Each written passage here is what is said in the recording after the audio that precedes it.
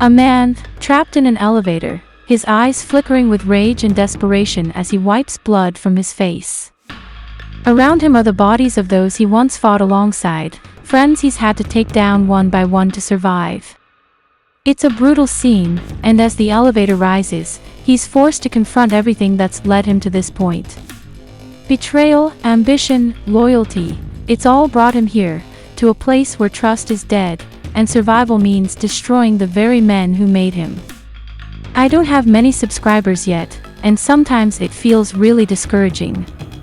Living alone makes it even harder when I put in so much effort, and no one subscribes. I'd be so grateful if you could subscribe and hit that bell icon right now. Please do. I promise I'll keep working hard to bring you great content. Our story dives into the chaotic and treacherous underworld of Korea's largest crime syndicate, Gold Moon. This sprawling syndicate isn't just a criminal enterprise, it's an empire with influence extending into high-ranking officials, business elites, and even law enforcement. Gold Moon has become a shadow government, operating by its own rules, with layers of power and loyalty built over years. But one incident threatens to shake it all. The mysterious and sudden death of Goldman's iron-fisted leader, Chairman Suk, who dies in a supposed car accident.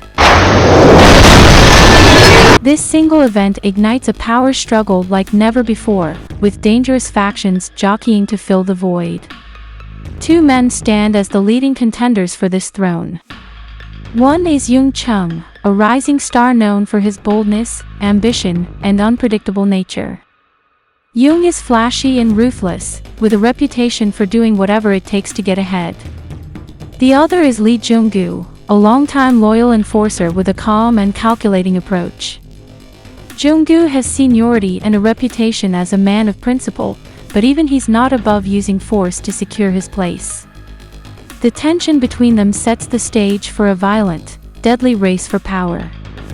Both men know that in Gold Moon, only one person can sit at the top, and the consequences of failure are fatal. Caught between these two powerful figures is Jo-sung, a quiet, composed figure who seems to be one of Jung Chung's most trusted men.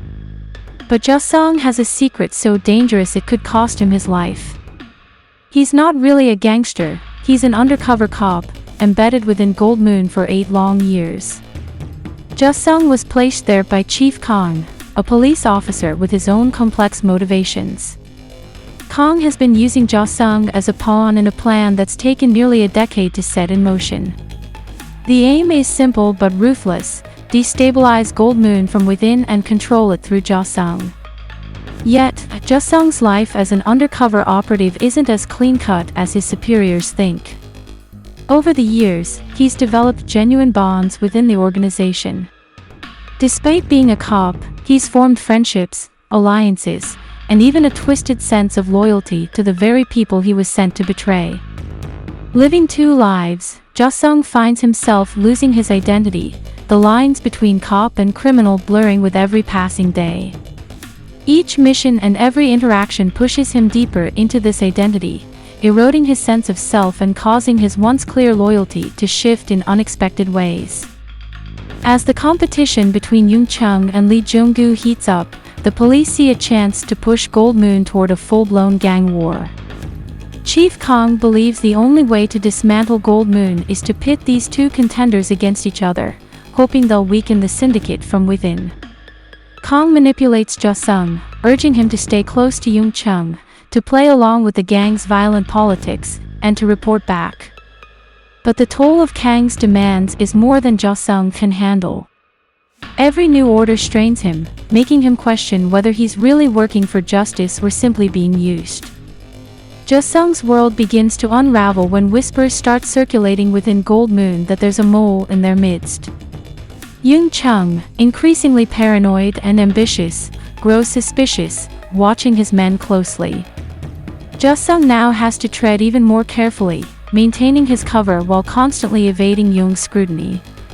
The once solid bonds he had with his gang family become twisted, fraught with tension and mistrust.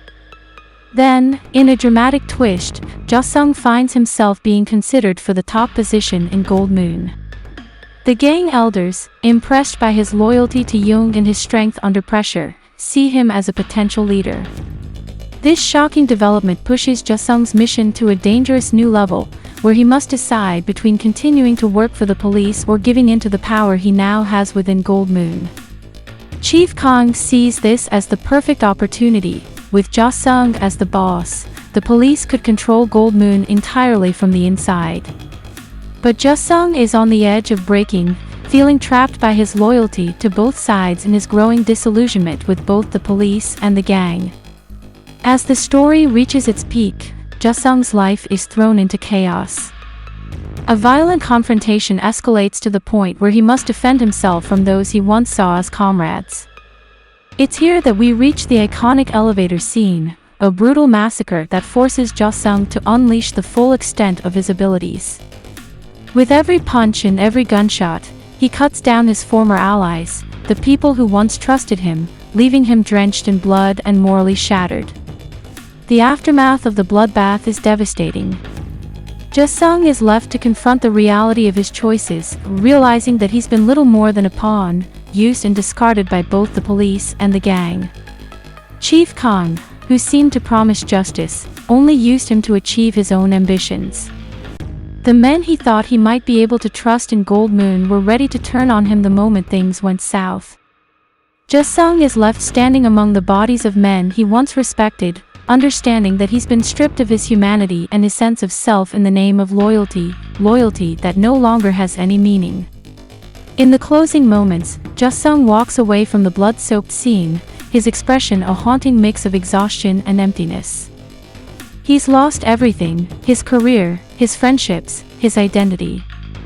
The very idea of who he once was is gone, and all he's left with is a haunting question: was any of it worth it? Can loyalty, in such a brutal world, mean anything at all?